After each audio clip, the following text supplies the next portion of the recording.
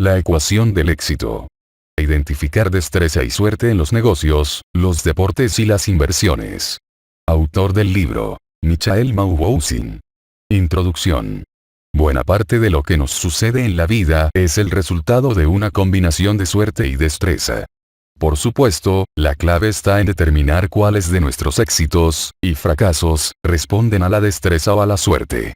En la mayoría de las áreas de la vida, la suerte y la destreza parecieran estar ineludiblemente entremezcladas. Sin embargo, casi nadie se dedica realmente a distinguir estas dos fuerzas. ¿Qué no podríamos lograr si fuéramos capaces de identificarlas y así tomar mejores decisiones? En el presente libro, el autor nos enseña a desenredar estos complicados hilos con el fin de analizar la importancia relativa de la suerte y la destreza en todo lo que hacemos. Capítulo 1. Destreza y suerte. El primero paso para distinguir entre destreza y suerte es definir ambos términos. Empecemos con suerte. La suerte es un evento fortuito que influye en una persona o grupo de personas, por ejemplo, un equipo deportivo o una compañía. La suerte puede ser buena o mala. Asimismo, si es razonable asumir que había otro resultado posible, quiere decir que hay diversos niveles de suerte. En este sentido, la suerte está fuera de nuestro control y es impredecible. Pasemos ahora al término destreza. Destreza es la habilidad de usar los conocimientos de manera efectiva al realizar algo. Es muy difícil hablar de destreza en una actividad particular sin hablar a la vez del papel que juega la suerte. Algunas actividades implican poca suerte. Por ejemplo, tocar violín o jugar ajedrez. En estos casos, adquirimos destrezas mediante la práctica deliberada de tareas físicas o cognitivas. Otras actividades implican mucha suerte. Por ejemplo, jugar póker o hacer inversiones financieras. En estos casos, podemos definir destreza como el proceso de tomar decisiones. Así pues, la diferencia entre las actividades en las que la suerte tiene poca importancia y aquellas en las que juega un papel preponderante es la siguiente. Cuando la suerte ejerce poca influencia, un buen proceso siempre conllevará un buen resultado. Cuando las destrezas tienen una mayor influencia, hay una fuerte relación de causa y efecto. En cambio, cuando la suerte ejerce una mayor influencia, casi no existe una relación de causa y efecto. Capítulo 2. Distinguir entre destreza y suerte. Nuestra mente tiene una increíble capacidad de crear una narrativa que explique el mundo que nos rodea. Es una narrativa que funciona muy bien cuando ya conocemos el resultado. Esta capacidad está formada por dos elementos fundamentales. Nuestro amor por las historias. Nuestra necesidad de conectar las causas con los efectos. La mezcla de estos dos ingredientes nos lleva, por una parte, a creer que el pasado era inevitable. Y, por la otra, a subestimar el resto de las cosas que habrían podido suceder también. Cuando vemos el pasado, nos suele parecer que las destrezas y la suerte están inexorablemente predestinadas, a pesar de que la historia que hemos vivido no haya sido más que una entre muchas otras posibilidades. Si bien es cierto que solemos ver el futuro como un mundo de posibilidades, en poco tiempo olvidamos que lo que hemos experimentado no es más que otra de las posibilidades. Ejemplo. Una persona muy hábil al volante podría concluir que no hay posibilidades de que sufra un accidente. Pero esta es una conclusión muy peligrosa. La necesidad de establecer una relación de causa y efecto está profundamente imbuida en la mente humana. Cuando vemos un efecto, buscamos una causa sin más. Para explicar el pasado, tendemos naturalmente a valernos de los elementos esenciales de las historias. Un inicio, un final y una causa. A decir verdad, no sabemos, no es posible saber, lo que está sucediendo mientras están ocurriendo las cosas. Pero una vez que sabemos cuál es el final o desenlace de una situación, nos apresuramos a entretejer una narrativa que explique cómo y por qué todo sucedió de tal modo.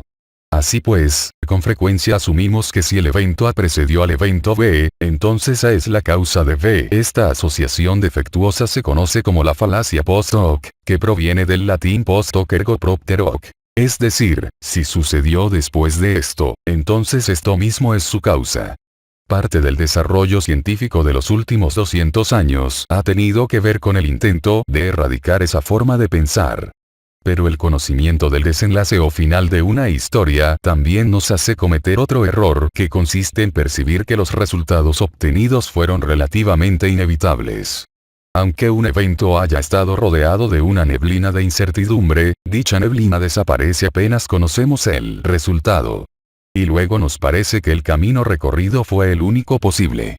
Lo importante aquí es reconocer que, a pesar de que sepamos de antemano que un evento involucra una cierta cantidad tanto de suerte como de destreza, una vez que nos enteramos del desenlace, tendemos a olvidarnos del papel que jugó la suerte. Entrelazamos los eventos para formar una narrativa satisfactoria, que incluye una clara relación de causa y efecto, y terminamos por creer que lo ocurrido fue el resultado absoluto de nuestras destrezas. Una de las grandes razones por las que nos cuesta tanto distinguir entre destrezas y suerte es que tenemos la tendencia natural a asumir que el éxito es el resultado de las destrezas, mientras que el fracaso resulta de la falta de destrezas. Pero esta idea es fuente de conclusiones erradas cuando se trata de actividades en las que la suerte juega un papel importante. Es muy común que las organizaciones, compañías, equipos deportivos, etc., traten de mejorar su desempeño mediante la contratación de estrellas provenientes de otras organizaciones. La premisa es que dicha estrella posee destrezas que son transferibles a la nueva organización. Pero las personas que siguen este razonamiento nunca se detienen a pensar que el éxito de dicha estrella se debe en parte a que tuvo suerte y en parte a las condiciones que propiciaron su desempeño. Atribuirle el éxito a una persona es una excelente narrativa. Pero una historia así no toma en cuenta que tal vez ciertas destrezas no son patrimonio exclusivo de una única persona. Capítulo 3. El continuo suerte-destreza. El continuo suerte-destreza es un modelo que nos permite establecer el papel relativo que juegan la suerte y las destrezas en una actividad dada. Se trata de una línea que simboliza una serie de actividades y en cuyos extremos podemos ubicar, por una parte, las actividades que dependen únicamente de la suerte, y, por la otra, las actividades que dependen únicamente de las destrezas. La mayor parte de las veces, establecer qué está sucediendo en los extremos es sencillo. Ejemplo. Es imposible predecir el resultado de una máquina tragamonedas o de lanzar una moneda al aire. Estas son actividades completamente fortuitas. Por otra parte, el nadador más veloz siempre ganará la carrera. El resultado depende casi por completo de las destrezas del nadador, si bien la suerte puede intervenir en alguna medida. Por ejemplo, el nadador más veloz se puede sentir mal en medio de una carrera y, en consecuencia, perderla. Los extremos del continuo albergan solo una pequeña porción de todo lo que sucede en la vida real. La mayor parte de los eventos yacen en algún punto entre los extremos de la línea. Y saber más o menos dónde está dicho punto nos da una cierta idea de qué decisiones debemos tomar. Más adelante veremos cómo colocar una actividad en el continuo. Una vez que hayamos identificado qué papel juegan la suerte y las destrezas en una cierta actividad, debemos tomar en cuenta el tamaño de la muestra que estemos usando. Cuando las destrezas dominan la situación, podemos valernos de una muestra pequeña para entender lo que está sucediendo. En cambio, en las actividades que dependen principalmente de la suerte, usar una muestra pequeña es inútil y a veces incluso peligroso. Nos inclinamos naturalmente a pensar que las muestras pequeñas representan a cabalidad al mundo en su totalidad. En otras palabras, esperamos ver lo que ya hemos visto. Esta falacia tiene dos vertientes. Por una parte, observamos una muestra pequeña y terminamos creyendo, falsamente, que conocemos todas las posibilidades. Este es el clásico problema de la inducción. Es decir, sacar conclusiones generales a partir de casos particulares. Pero también podemos cometer el error inverso. Es decir, asumir que hay una especie de justicia cósmica pendiente de equilibrar la situación. Esto es lo que se conoce como la falacia de apostador. Digamos que estamos viendo el lanzamiento de una moneda al aire. Sale cara 3 veces seguidas. ¿Qué saldrá la siguiente vez? La mayoría de las personas dirán cruz. Pero esto no es necesariamente así. Hay un 50% de probabilidad de que salga cara o cruz en cada lanzamiento. Además, ningún lanzamiento influye en el lanzamiento subsiguiente. Capítulo 4. Colocar actividades en el continuo suerte-destreza. Existen varios métodos para colocar actividades en el continuo suerte-destreza. Pero el más eficaz consiste simplemente en pensar un poco cuál es la naturaleza de una actividad y cuáles son los resultados que producirá. Esto se logra si respondemos 3 preguntas básicas. Primero, debemos preguntarnos si es posible identificar una clara relación de causa y efecto. Veamos un ejemplo.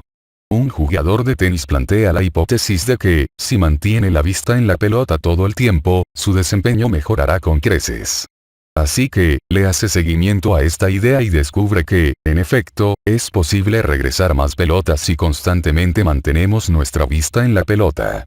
Conclusión. No tiene nada que ver con tener o no suerte. La segunda pregunta tiene que ver con cuál es el retorno a la media, fenómeno estadístico según el cual cuando una variable es extrema la primera vez que la medimos, tenderá a acercarse al promedio la segunda vez que la midamos. Para responder esta pregunta, debemos buscar la manera de medir el desempeño. Ejemplo. Podemos anotar la cantidad de juegos ganados y perdidos de un equipo deportivo. O podemos anotar las ganancias de una compañía a lo largo del tiempo. En ambos casos, es posible calcular los resultados y hacernos una idea de qué tan rápido se están moviendo hacia el promedio. Un retorno lento suele estar más relacionado con aquellas actividades en las que las destrezas juegan un papel más importante. La tercera y última pregunta es, ¿podemos valernos de la opinión de los expertos? La respuesta a esta pregunta tiene que ver con lo que opinen los expertos de un área dada. Cuando la opinión de los expertos tiende a ser uniforme y exacta, estamos en presencia de una actividad que depende principalmente de las destrezas. En cambio, cuando los expertos no están de acuerdo o no son capaces de hacer predicciones, la suerte toma el papel principal.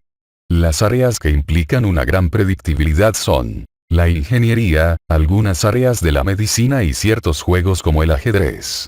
Por su parte, las predicciones de los expertos suelen fallar en áreas tales como la política y la economía. Capítulo 5. El envejecimiento de las destrezas. Hasta ahora hemos visto a las destrezas como algo estático. Este es un buen supuesto a corto plazo. Pero lo cierto es que las destrezas cambian a lo largo del tiempo. Este es un hecho comprobado en los deportes, las tareas cognitivas y los negocios. De hecho, estas 3 áreas siguen un mismo patrón. El envejecimiento no es nuestro mejor amigo.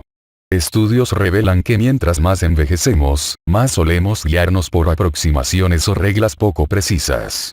Esto sugiere que nuestros procesos cognitivos decaen con el tiempo. Así pues, las personas pierden destrezas con la edad. Lo interesante es que esto mismo sucede con las organizaciones. La lógica que hay detrás de esto es que, por ejemplo, los equipos deportivos están integrados por individuos que inevitablemente terminan por envejecer.